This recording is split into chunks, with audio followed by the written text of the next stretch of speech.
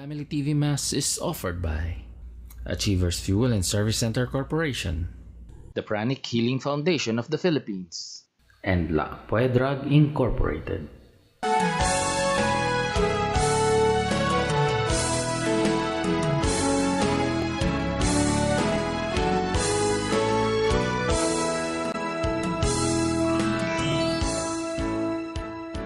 Isang magandang araw po sa inyong lahat, mga kapatid. Narito po tayo upang ipagdiwang ang banal na Eucharistia, ang ika-25 na linggo sa karaniwang panahon, na may temang taguyod natin ay ang Diyos. Malugod na inihahatid ng Mission Communications Foundation Incorporated ng Society of the Divine Word SBD ang banal na misang ito sa Sanctuary of the Divine Word Chapel ng Diocesan Shrine of Jesus the Divine Word, Christ the King Mission Seminary, E. Rodriguez Sr. Avenue, Quezon City. Ang mamumuno sa ating pagdiriwang ay si Reverend Father Jose Caballes, SVD. At bilang isang pamilya nagtitipon sa Panginoon, magsitayo po ang lahat para sa panimula ng ating banal na misa. Tayo'y magtitipon at magawitan, ang Diyos ay ating purihin. Magpuri tayo sa Panginoon, tayong lahat ng bansa. Tayo'y magtipon at magawitan, ang Diyos ay ating purihin. Sa ngalan ng Ama, at ng Anak, at ng Espiritu Santo. Amen. Ang pagpapala at kapayapaan mula sa Diyos na Ama natin at sa Panginoong Jesucristo naway sumainyong lahat. At sumaiyo rin. Mga kapatid, tinipon tayo bilang mga kaanib ng angkan ng Diyos. Kaya dumulog tayo sa mawaing Panginoong nagpapatawad ng lubos.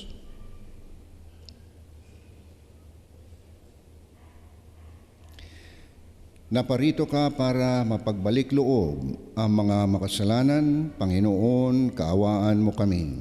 Panginoon, kaawaan mo kami. Inialay mo ang iyong buhay para sa kaligtasan ng mundo. Kristo, kaawaan mo kami. Kristo, kaawaan mo kami. Ipinananalangin mo kami sa aming amang mahabagin. Panginoon, kaawaan mo kami. Panginoon, kaawaan mo kami. Kaawaan tayo ng makapangyarihang Diyos, patawarin tayo sa ating mga kasalanan at patnubayan tayo sa buhay na walang hanggan. Amen.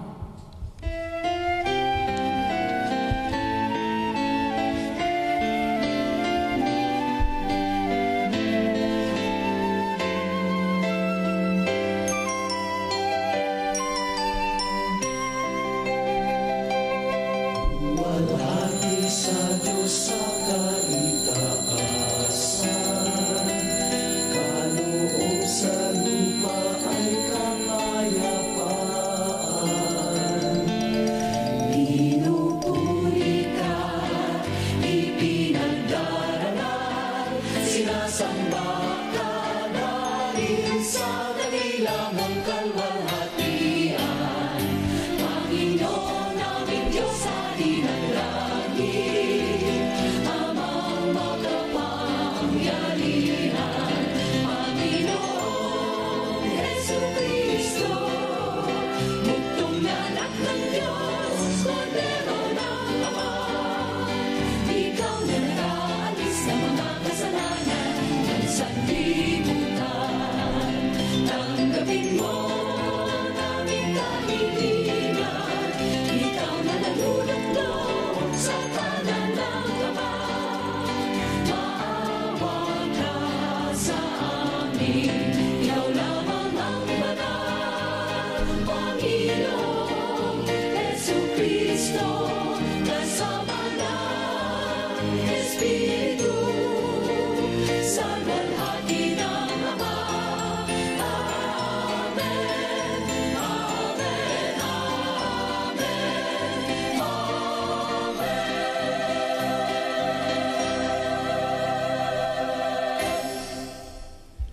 Manalangin tayo.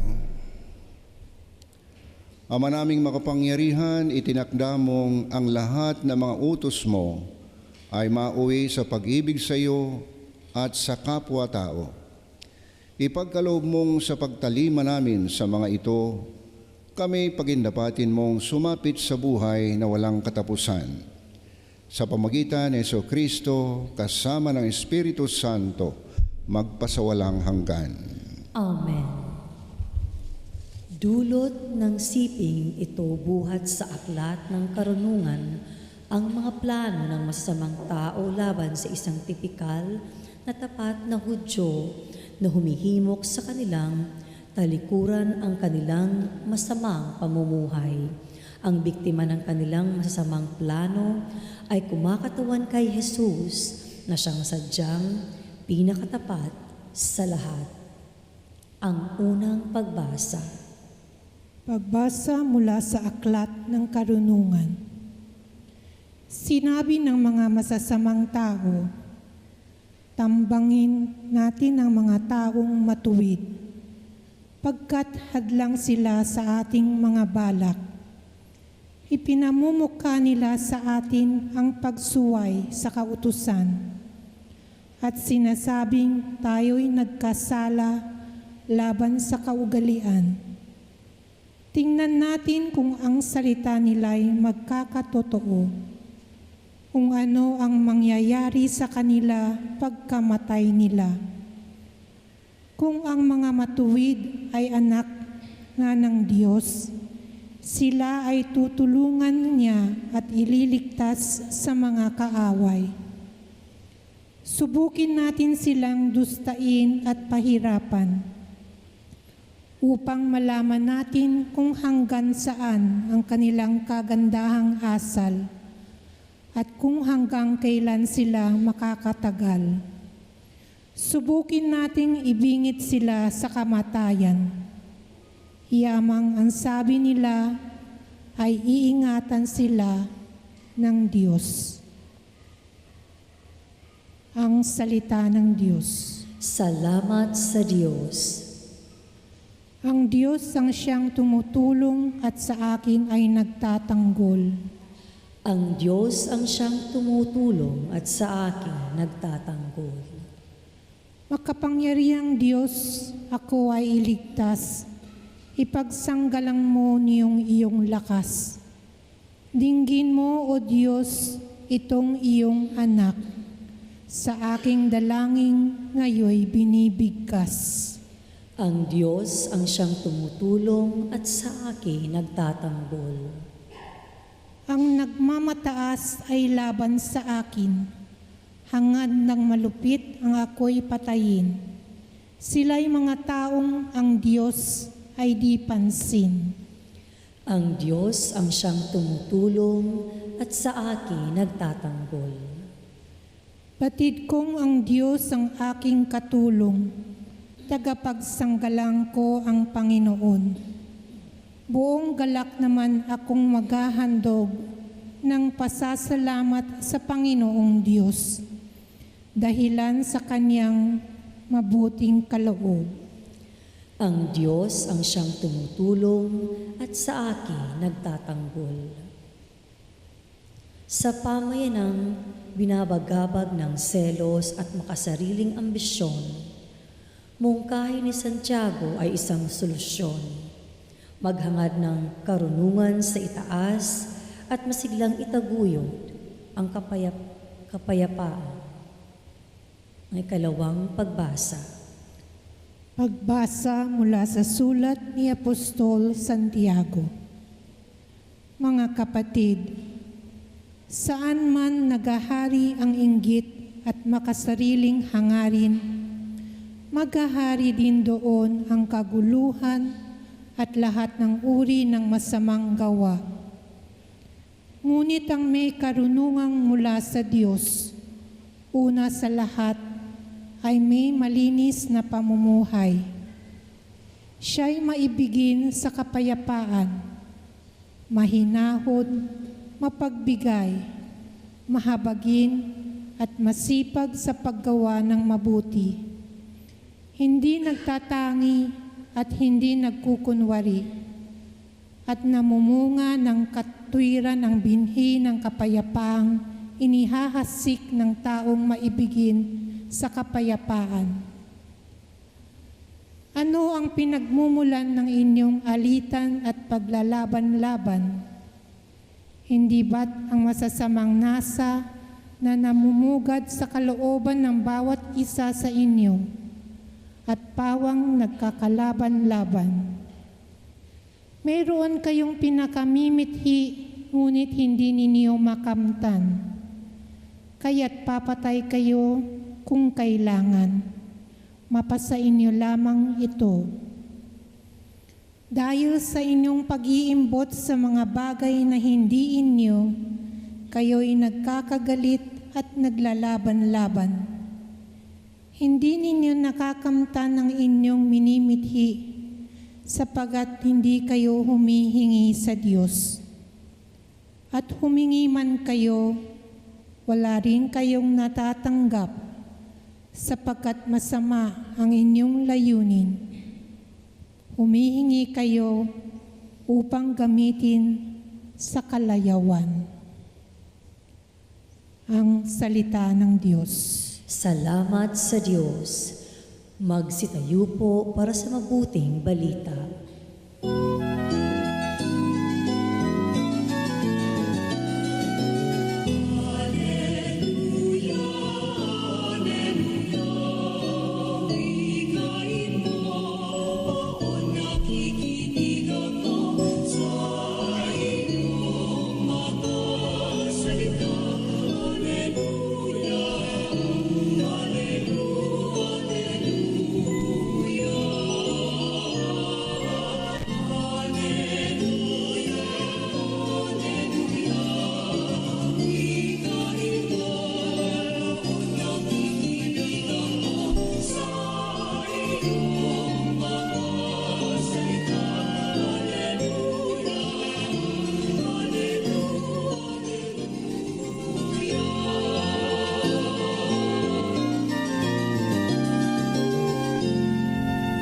Ang kababaang loob at paglilingkod ay ang dalawang katangiang mahirap tupdin ng mga apostol.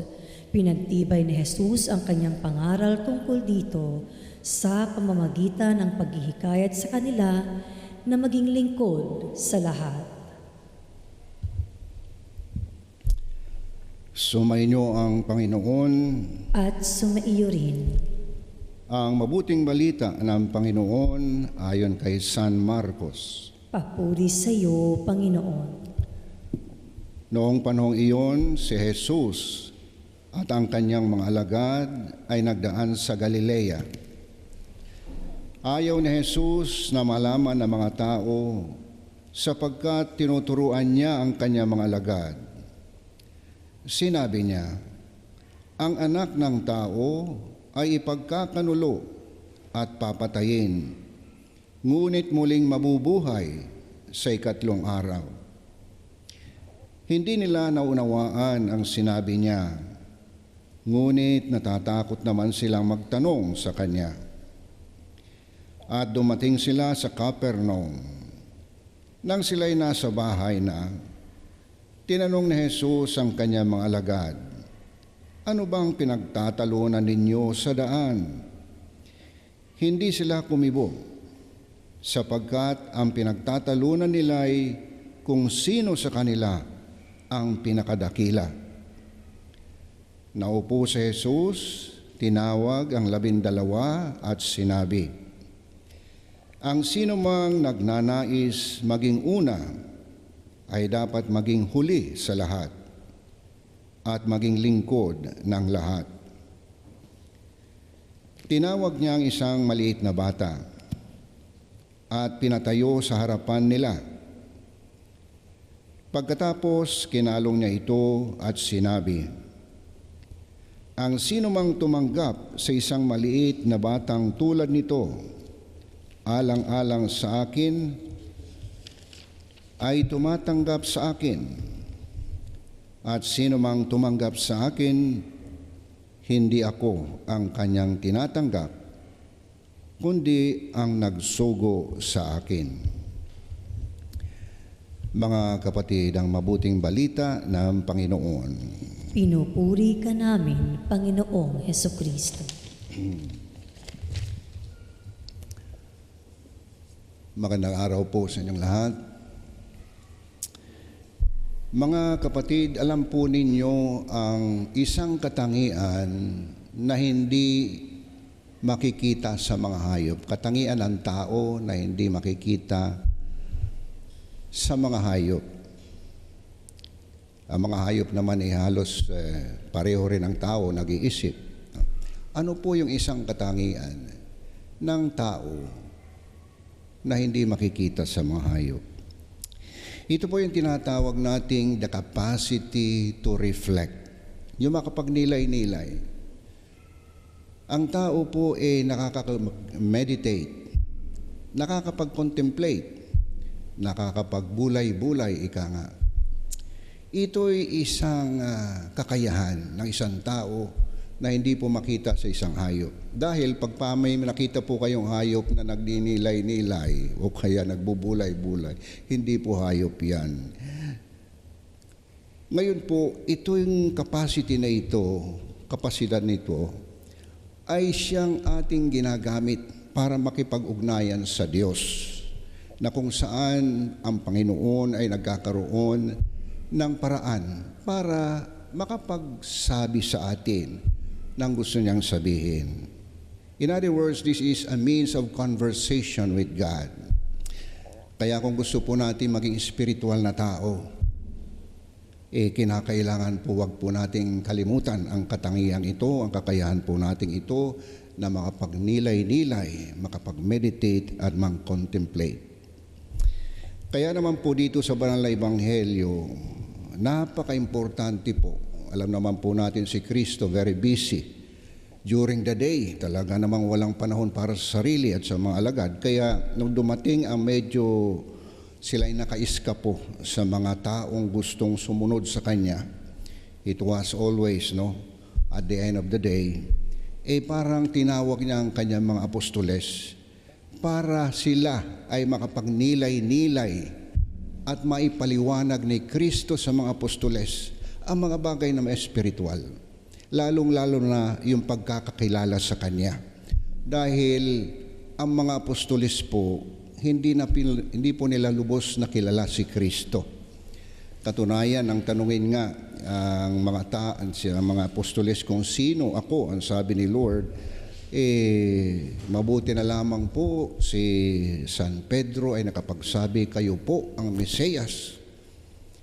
Unfortunately po, dito po sa banal na Ebanghelyo, sinabi niya na kinakailangan ipaliwanag ito sapagkat ang pagiging Mesiyas ay hindi gasinong naiintindihan kahit ng mga apostoles. Ang sabi ni Lord, ang isang Mesiyas ay kinakailangan ipagkanulo at patayin at muling mabubuhay. Hindi nila maintindihan yan sapagkat ang akala nila at mga tao rin, ang Mesiyas ay hindi pwedeng maghirap at mamatay at lalo na ang muling mabuhay. Hindi nila maintindihan yan. They could not go beyond the spiritual element, meaning kahulugan ng sinabi ni Kristo. Kanya naman, because of this incapacity nga, pagkukulang na sila'y makapagnilay-nilay at makapag-isip-isip na mga itinuturo ni Kristo, ano po ang consequence or mga consequence? Hindi sila makagraduate sa isang mataas na antas. Kaya po sila'y nagbabangayan. Ano po ang kanilang concern bilang mga apostoles? Ang concern nila is who is the greatest among them, Sino ang pinakasikat sa kanilang mga apostoles o sino ang pinaka-importante sa kanila, lalong-lalo po sa kaharian ng Diyos. Akala nila ang Mesiyas ay isang hari na magkakaroon ng kapangyarihan, kayamanan dito sa mundo. Kaya gusto lang malaman sino kaya ang pinaka-paborito ni Lord sa mga apostoles para maging isang executive secretary kaya o maging cabinet minister, yan kanilang pinagbabangayan, worldly concern. Wala yung spiritual element dahil ganyan ang kanilang pag-iisip. Hindi nakakapagnilay-nilay, hindi nakakapag-meditate and contemplate. So our Lord somehow was frustrated. Kanya nga tinanong sila ni Lord, along the way, nung tayo naglalakad, anong inyong pinag-aawayan? At yun, nahiya silang sabihin kay Lord. Pero alam ni Lord. Kanya naman sabi ni Lord, He has to explain this. Sabi niya, na ang sino mang gustong maging una ay dapat maging huli. At kung sino man ang gustong maging master ay kinakailangan maging servant, maglingkod sa lahat. In other words, ibinaliktad ni Lord ang standard ng mundo. No? That if you want to be the greatest, you have to be the least, pinakamababa. Kanya naman nakakabigla. So my dear friends, ano po ang ating makukuhang mensahe rito? Unang-una po, sa panahon po natin na ito, ang nawawala at nabibiktima po sa mga recent developments ng technology. Sabihin na natin yung pong tinatawag nating cellphone o kung ano man technological progress that we have attained, lalong-lalo na po yung tinatawag na AI. Ang unang-unang victim niyan is the capacity ng isang taong mag-reflect, mag-meditate, mag-contemplate. Masyado tayo nadidistract sa paggamit ng technology at ito'y nagiging hindrance sa ating pag-develop ng pagiging spiritual. Kung ganito po ang ating kapasidad, how can we communicate with God if we are too concerned and focused about worldly things? Mas lalo tayong mawawala sa gustong patutunguhan. Alalahanin po natin na ang capacity po natin to reflect and meditate, diyan tayo nagtatanong, bakit? Saan tayo patutungo? Itinatanong natin kung paano makarating sa ating patutunguhan. Unfortunately, sa panahon na ito, dahil sa focus tayo sa ating mga worldly tools, AI na tinatawag, hanggang doon na lang ang ating interest, ang focus. Hindi na tayo nakakaangat. If ever, ang mga technological tools na ito, isipin po natin na sila yung mga gamit. Sana'y makatulong sa atin na mag-progress sa pagiging spiritual na tao, that we can communicate with God kahit meron po tayong tinatawag na technology. They are just means and tools. Gamitin po natin yan para tayo ay maging malapit sa Diyos. Kaya naman po, our Lord would like to refocus ang concern ng mga apostoles. Ang sabi ni Lord, kinakailangan ma-refocus kayo. Huwag kayo masyado ma-focus sa mga worldly things, power, prestige, whatever it is that world offers. Ang sabi niya, ang pagiging tagasunod ni Kristo should focus on humility and how to serve. Kaya dinala po niya yung isang bata. Ang sabi niya, ang sino mang tumanggap sa batang ito ay tinatanggap ako at tinatanggap ang nagsugo sa akin. Ano pong ibig sabihin niyan? That our focus should be more on service, no? Para sa mga taong naghihirap. Yung mga katulad ng bata, seemingly defenseless. Yung mga bata, alam po natin, parang walang magawa. They are only waiting for somebody to help them. Kaya ang focus po natin, pagka tayo ay nagsiservisyo, i-focus doon sa mga nangangailangan. Hindi na yung mga elite dahil hindi naman nila kailangan. Do not focus your service to those who are nakakaangat na. Focus your service on those people na walang tumutulong, yung mga mahihirap. Because that's the way we welcome the Lord in our life. So in this Mass, you would like to ask the good Lord for His mercy and blessing, especially His grace. Because on our own, we cannot do this. We can only do this with the help of God.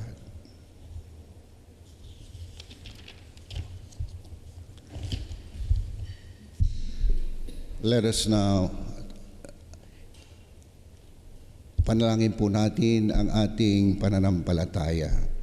Sumasampalataya ako sa Diyos amang makapangyarihan sa lahat, na may gawa ng langit at lupa. Sumasampalataya ako kay Hesus Kristo, iisang anak ng Diyos, Panginoon nating lahat. Nagkatawang tao siya, lalang ng Espiritu Santo, ipinanganak ni Santa Mariang Birhen, pinagpakasakit ni Poncio Pilato, ipinako sa krus, namatay, inilibing, nanaog sa kinaroroonan ng mga yumao, na may ikatlong araw na buhay na maguli, umakyat sa langit, naluluklok sa kanan ng Diyos amang makapangyarihan sa lahat. Doon magmumulang paririto at huhukom sa nabubuhay at namatay na tao. Sumasampalataya naman ako sa Diyos Espiritu Santo, sa banal na simbahang Katolika, sa kasalanan ng mga banal, sa kapatawaran ng mga kasalanan, sa pagkabuhay na muli ng nangamatay na tao, at sa buhay na walang hanggan. Amen. Nananalig sa kabaitan ng Diyos sa mga dumudulog sa Kanya, tayo'y pakumbabang magharap ng ating mga kahilingan para sa lahat ng nangangailangan. Manalangin tayo, bukal ng lahat ng kasiyahan, dinggin mo kami. Bukal ng lahat ng kasiyahan, dinggin mo kami. Para sa mga pamayanang Katoliko na hinahamak o pinag-uusig, naway maging bukal ng kanilang lakas ang pag-asa sa gantimpalang walang hanggan. Manalangin tayo. Bukal ng lahat ng kasiyahan, dinggin mo kami. Para sa Santo Papa at iba pang pinuno ng simbahan, naway pahalagahan nila ang kababaang loob at ang diwa ng paglilingkod sa pagtulad kay Jesus na siyang lingkod ng lahat. Manalangin tayo. Bukal ng lahat ng kasiyahan, dinggin mo kami. Para sa mga kumakalinga sa mga batang palaboy, may kapansanan at nalulung sa droga, naway masigasig nilang maipagpatuloy ang paglilingkod kay Kristo sa kanilang kapwa. Manalangin tayo. Bukal ng lahat ng kasiyahan, dinggin mo kami. Upang tayong lahat ay matutong makinig sa panaghoy ng kalikasan at sa pagtangis ng lahat ng biktima ng mga trahedya sa kalikasan at hagupit ng pagbabago ng klima, at ng lahat ay matuturing mga laga para sa daigdig na kinalalagyan natin. Manalangin tayo. Bukal ng lahat ng kasiyahan, dinggin mo kami. Misa pasasalamat ni Malu Akawili, Maria Cristina Samano, Claire Esguerra, Edward M. Archie, Nemesio Alvarez, Candido at Eloisa Pua, Liwayway, Dean at Alvin Mascardo at Pamilya Redoblado, Rico and Nitz Pablo family. Espesyal na kahilingan para kay Grace Aquino. Agarang paggaling ni Dennis at Linda Redoblado, Stella at Gerardo Canlas, Edwin at Alexander Agawin Jr., Jean at June Hara, John G. Del Castillo, Jeffrey Javier, Rosario Laurel, Rolio Micael Pablo. Panalangin para sa kaluluwa ni na Dominador, Deborah, Gaudencio at Ruth Cabatu, Juan, Nilda, Rina, Segundina, Potenciana at Vicente Senior Redoblado, Liberato, Rosita, Cesar at Leticia Meneses, Hernani at Magdalena Cuenco, James Del Mundo, Joe Canlas, Salud Santos at Esther Sanchez, Monsignor Jeffrey Ingram at Sister Erlinda Bueno. Manalangin tayo. Bukal ng lahat ng kasiyahan, dinggin mo kami. Tahimik natin ipanalangin ang ating sariling kahilingan. Manalangin tayo. Bukal ng lahat ng kasiyahan, dinggin mo kami. Panginoong Hesus, pagkalooban mo kami ng kababaang loob at paglilingkod nang kami maging mga kasangkapan ng iyong pagmamahal sa lahat ng aming mga kapatid, lalo na sa mga nagdurusa. Ikaw na nagpakasakit at patuloy na kumakalinga ng walang hanggan. Amen.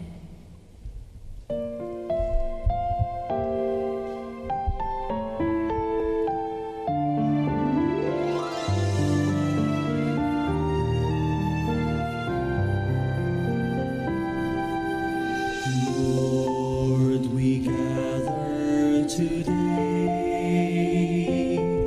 in your house. We kneel down and pray.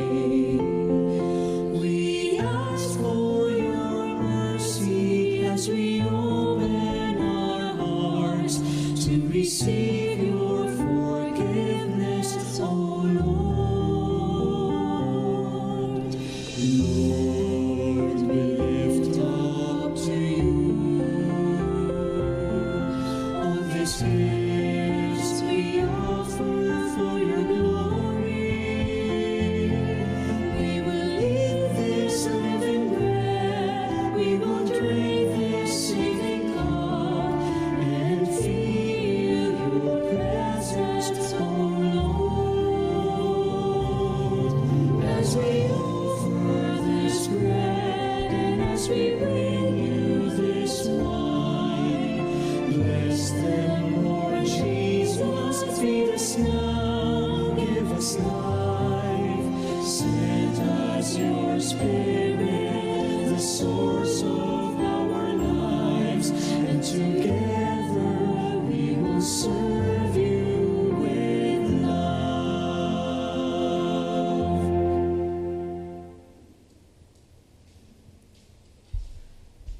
Manalangin kayo mga kapatid upang ito na sakripisyo ay maging kalugod-lugod sa Diyos amang makapangyarihan.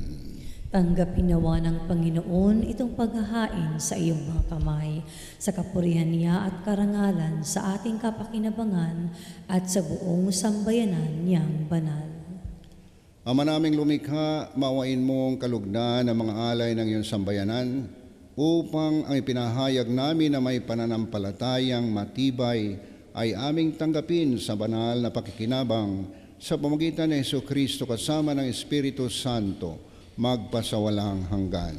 Amen. Sumainyo ang Panginoon. At sumaiyo rin. Itaas sa Diyos ang inyong mga puso at diwa. Itinaas na namin sa Panginoon. Pasalamatan natin ang Panginoon nating Diyos. Marapat na siya ay pasalamatan. Ama naming makapangyarihan, tunay ngang marapat na ikaw ay aming pasalamatan sa pamamagitan ng Jesucristo naming Panginoon. Lubhang nabagbag ang kanyang loob sa pagkakamali ng tao sa sinukob. Kaya't minabuti niyang siya'y ipanganak ng berheng bukod mong pinagpala sa babaeng lahat. Sa labi ng imbing kamatayan, kami ay inagaw na namatay mong anak. Sa pagkabuhay niya, kami kanyang binuhay upang kaugnayan namin sa iyo'y huwag magwakas. Kaya ng mga anghel na nagsisiawit ng papuri sa iyo nang walang humpay sa kalangitan, kami nagbubunyi sa iyong kadakilaan.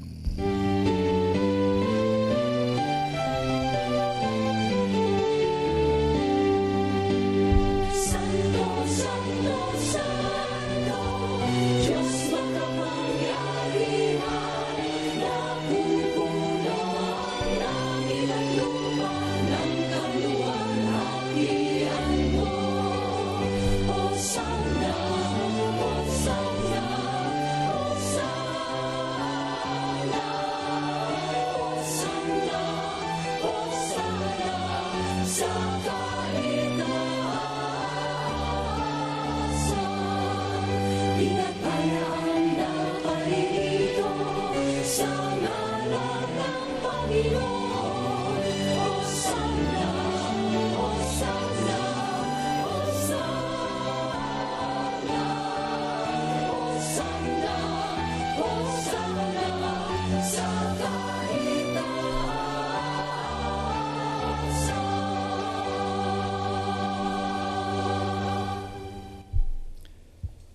Ama naming banal, ikaw ang bukal ng tanang kabanalan, kaya't sa pamagitan ng iyong Espiritu, gawin mong banal ang mga kaloob na ito, upang para sa amin maging katawan at dugo ng aming Panginoong Heso Kristo.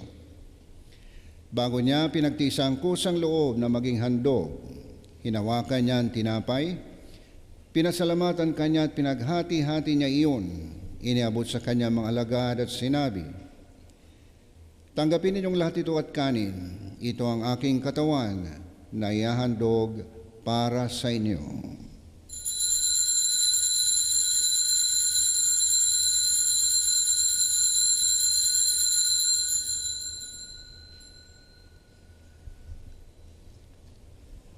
Gayon din naman, nung matapos ang hapunan, hinawakan niya ang kalis, muli kanyang pinasalamatan, iniabot niya ang kalis sa kanyang mga alagad at sinabi, "Tanggapin ninyong lahat ito at inumin. Ito ang kalis ng aking dugo, ng bago at walang hanggang tipan.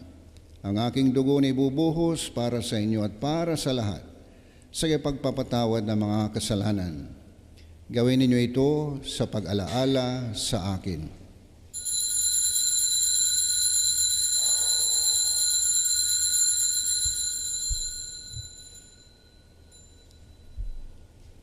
Ipagbunyi natin ang misteryo ng pananampalataya.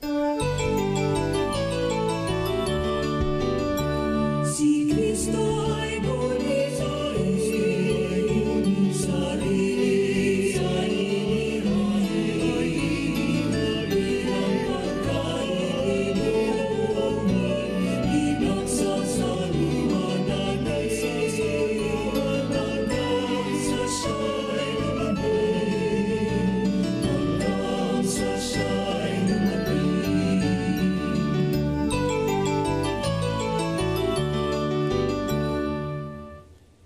Ang mga ginagawa namin ngayon ang pag-alaala sa pagkamatay at muling pagkabuhay ng iyong anak, kaya't inialay namin sa iyo ang tinapay na nagbibigay buhay at ang kalis na nagkakaloob ng kaligtasan. Kami nagpapasalamat dahil kami yung minarapat na tumayo sa harap mo para maglingkod sa iyo. Isinasamo namin kaming magsasalo-salo sa katawan at dugo ni Kristo ay mabuklod sa pagkakaisa sa pamagitan ng Espiritu Santo. Amalingapin mo ang iyong simbahang laganap sa buong daigdig. Puspusin mo kami sa pag-ibig kay San Francisco na aming Papa at ni Honesto na aming Obispot ng Tanang Kaparian. Alalahanin mo rin ang mga kapatid naming nahimlay na may pag-asang sila'y muling mabubuhay, gayon din ang lahat ng mga pumanaw. Kaawaan mo sila at patuloyin sa iyong kaliwanagan. Kaawaan mo at pagindapatin kaming lahat na makasalo sa iyong buhay na walang wakas. Kaysa ng mahal na Birheng Maria na ina ng Diyos, kaysa ng mga apostol at ng lahat ng mga banal na namuhay dito sa daigdig ng kalugod-lugod sa iyo, may pagdiwang nawa namin ang pagpupuri sa ikararangal mo sa pamagitan ng iyong anak na aming Panginoong Heso Kristo. Sa pamagitan ni Kristo, kasama niya at sa Kanya ang lahat ng parangal at papuri sa iyo, Diyos amang makapangyarihan, kasama ng Espiritu Santo, magpasawalang hanggan.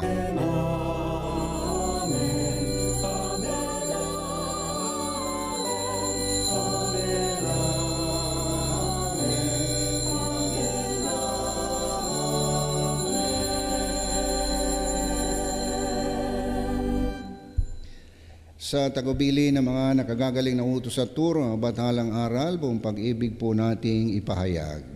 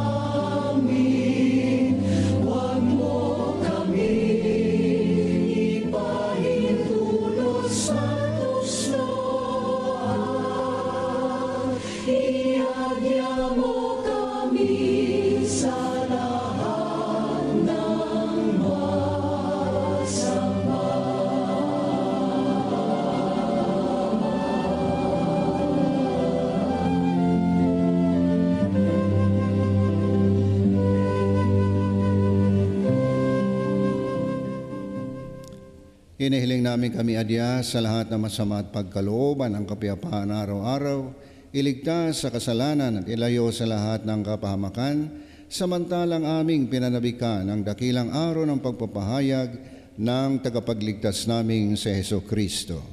Sapagkat iyo ang kaharian at ang kapangyarihan at ang kapurihan magpakailanman. Amen. Panginoong Jesucristo, sinabi mo sa iyong mga apostol, kapayapaan ang iniiwan ko sa inyo, ang aking kapayapaan ang ibinibigay ko sa inyo. Tunghayan mo ang aming pananampalataya at huwag ang aming mga pagkakasala. Pagkalooban mo kami ng kapayapaan at pagkakaisa ayon sa iyong kalooban, kasama ng Espiritu Santo magpasawalang hanggan. Amen. Ang kapayapaan ng Panginoon ay laging sumainyo. At sumainyo rin. Magbigayan kayo ng kapayapaan sa isa't isa. Please po.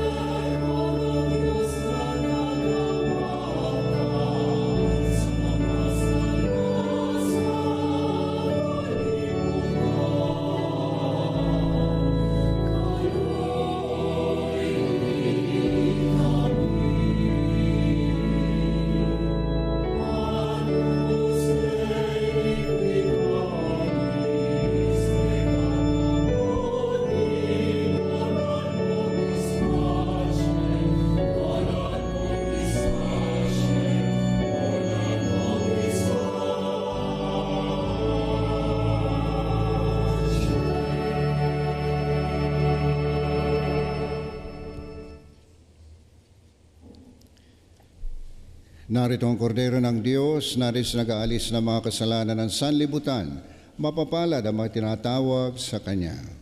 Panginoon, hindi ako karapat-dapat magpatuloy sa iyo, ngunit sa isang salita mo lamang ay gagaling na ako.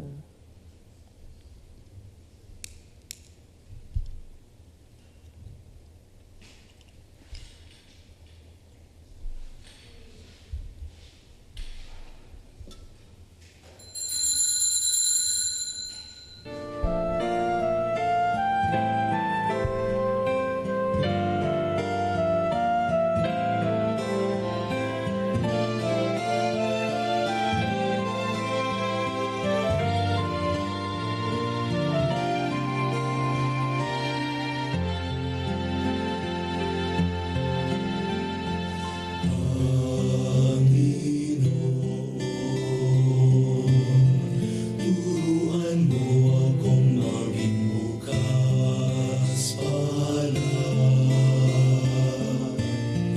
Turuan mo akong maglingkod sa iyo, na magbigay ng Manalangin tayo.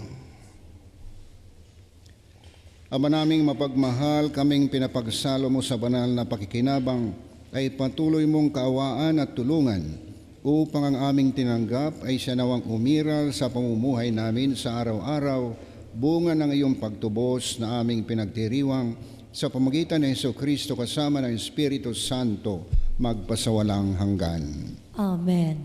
Panalangin para sa pamilya. O Diyos, mapagmahal at mahabaging Ama, pagbuklod-buklurin mo po ninyo ang lahat ng mga pamilya sa pamamagitan ng inyong dalisay na pag-ibig, may pagkakaisa at pagtutulungan. Daluyan po ninyo ng inyong banal na Espiritu ang bawat miyembro ng aming pamilya ng pangunawa, pagtitimpi at pagmamalasakit sa isa't isa. Ilayo po ninyo sila sa mga bagay na maaaring magdulot ng di pagkakaunawaan at kapighatian. Sa bawat pagkukulang nila, igawad po ninyo ang inyong kapatawaran at kapayapaan. Naway ang tunay na pagmamahalan at pagmamalasakit ng mga magulang ang siyang magbibigay inspirasyon at pag-asa sa kanilang mga anak. Naway ang mga anak ay patuloy na pahalagahan ang kanilang sarili upang sila ay makapagbigay halaga rin sa kanilang mga magulang, sa mga taong may katungkulan at sa kanilang kapwa. Ipagkaloob po ninyo ang pagmamahalan, pagkakaisa at pagbibigay galang sa bawat pamilyang Pilipino upang ito ang magsilbing huwaran ng buhay Kristiyano.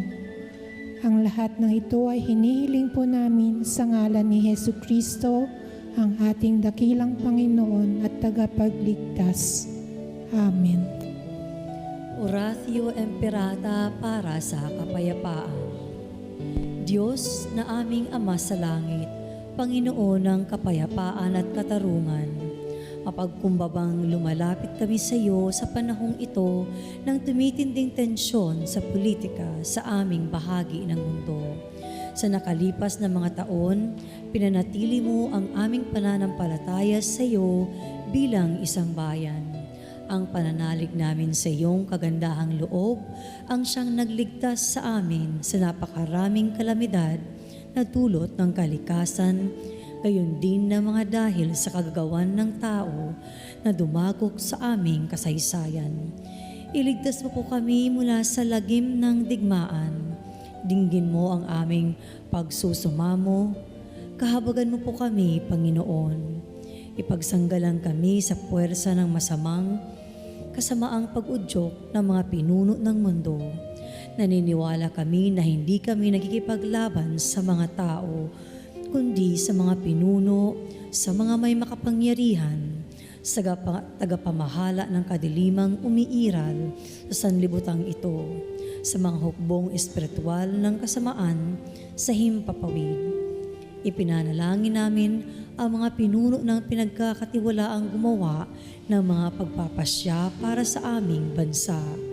Buong puso namin ipinagkakatiwala sa iyo ang aming kinabukasan at humihingi kami ng kapatawaran at habag sa mga panahon na dahil sa aming mga takot at hinala ay nadunisan ang aming mga pananaw at nagdulot ng maling pagkiling at puot laban sa iyong katutubo at lahi.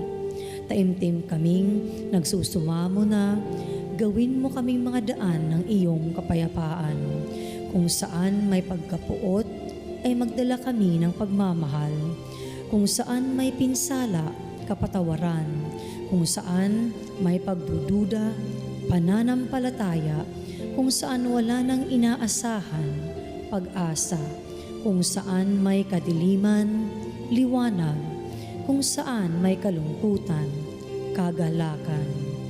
Ito'y aming hiling sa pamamagitan ng aming Panginoong Jesucristo na iyong anak, na nabubuhay at naghaharing kasama mo, kaisa ng Espiritu Santo, Diyos na magpasawalang hanggan. Amen. Maria, aming mahal na ina at reyna ng kapayapaan, Ipanalangin mo kami. San Miguel Arcangel, Ipanalangin mo kami. San Jose, Ipanalangin mo kami. San Francisco ng Assisi, Ipanalangin mo kami. San Lorenzo Ruiz, Ipanalangin mo kami. San Pedro Calungsod, Ipanalangin mo kami. San Arnold Johnson at San Jose Freinademetz, Ipanalangin mo kami.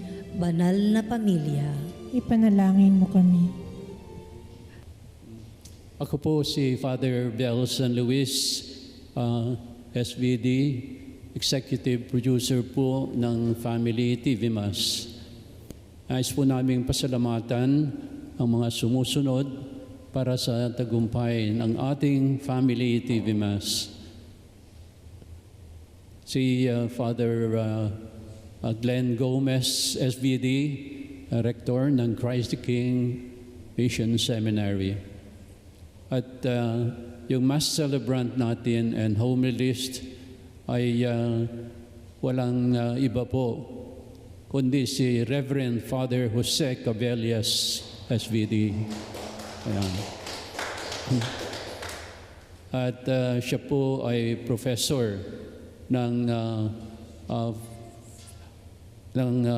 philosophy of ethics dito sa Christ the King Seminary for many years already. So we thank Father Joe Caballes. Dear brothers and sisters, magpapasalamat din kami ay Sister Ragos, ang lector over there. Ang commentator ay si Daryl Ibarra over here. Thank you.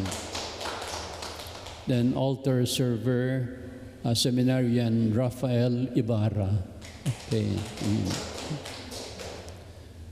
At bago po ang pasasalamat ay gusto ko lamang magbigay ng aming ginagawa na matulungan ang mga ating nanonood dito sa Family TV Mass. Alam niyo po ay tinutulungan namin ang mga seminarians dito sa Christ the King at yung pantulong namin ay yung pagbebenta po ng magnetic rosary bracelets. So itong rosary bracelets ay ito ay naggagawa ng isang pare dito sa seminary at binibigay namin ito at we ask them to buy, and you dear dear brothers and sisters who are present here now, sana po ay ganitong gawin natin, ay tutulungan ang mga seminarians sa pamamagitan ng pagbili ng magnetic rosary bracelets. Kita niyo yan. At yung kikitain po ay pupunta sa financial help that you can do by buying these magnetic rosary bracelets. So my dear brothers and sisters, sana po those who are with us listening and also in the United States and many countries, that we are asking them to please buy this magnetic rosary bracelets. Alam niyo po, itong rosary bracelet is very good also for the health, especially for the blood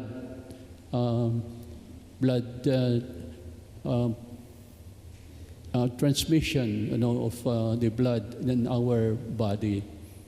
At kaya ho sinabi ay Father, yung magnetic na nabili ko sa iyo ay nakakatulong po sa health namin. Then may isang nagsabi, alam niyo rin Father, sabi niya, ay masigla ang aking katawan at pag ginagamit ito. At may nagsabi pa, Father, sa akin ay alam niyo pag ginagamit ko ito, ay sabi niya, hindi lamang masigla, kundi maging mas bata, sabi niya. Oh. So kung gusto niyong maging bata, mas bata, katulad ni Father Caballes dito, ay talagang itong bracelet ay nakakatulong.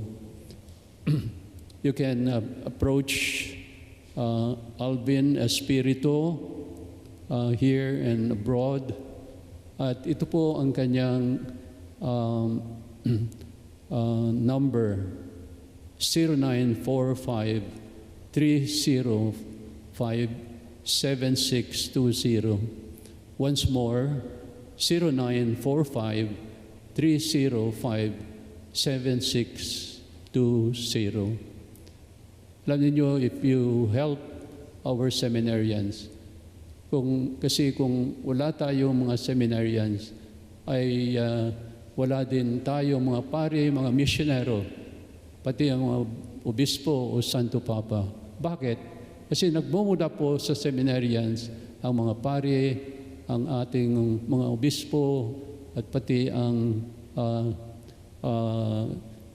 Holy Father. So let's help our seminarians.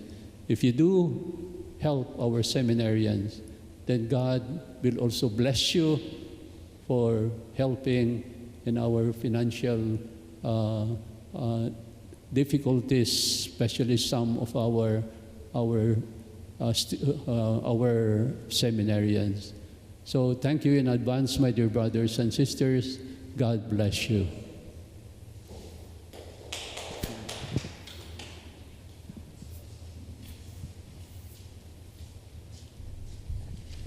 Sumainyo ang Panginoon. At sumaiyo rin. Magsiyuko kayo at ipanalangin ang pagpapala ng Diyos. Iligtas nawa kayo ng makapangyarihang Diyos sa lahat na masama at pagpalain kayo ng bawat mabuting kaloob. Amen. Manunto nawa kayo sa kanyang mga halimbawa, palaging gumagawa ng tama at mabuti, hanggang marating ninyo ang inyong makalangit na gantimpala. Amen. Pagkalooban niya nawa kayo ng lakas para sa mga pagsubok at tulutan kayo maging mahabagin sa mga nagdurusa. Amen. At pagpalain nawa kayo ng makapangyarihang Diyos, Ama, Anak, at Espiritu Santo. Amen. Pumayo kayo upang mahalin at paglingkuran ng Panginoon sa inyong kapwa. Salamat sa Diyos.